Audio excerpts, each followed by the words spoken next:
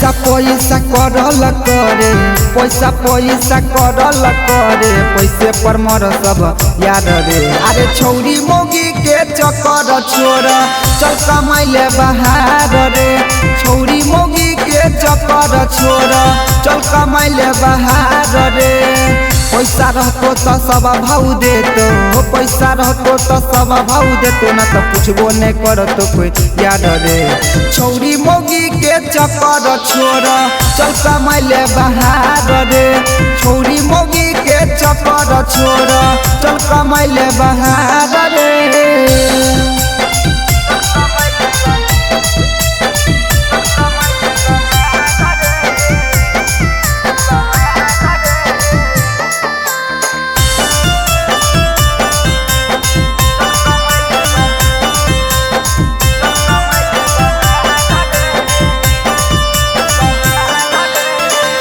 जवानी छो खुद को संभाल रे, गलत बात दिमाग से निकाल रे।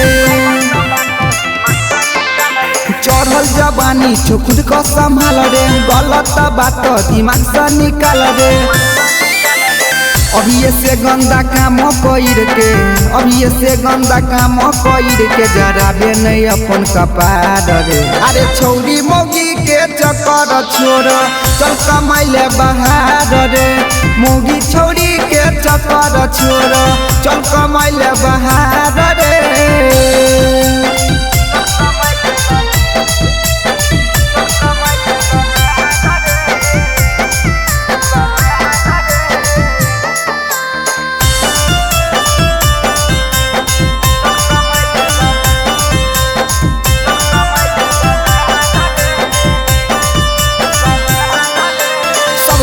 काम दे तो गाँव वाली भाभी, रुपया कमाइले तब करली हो शादी।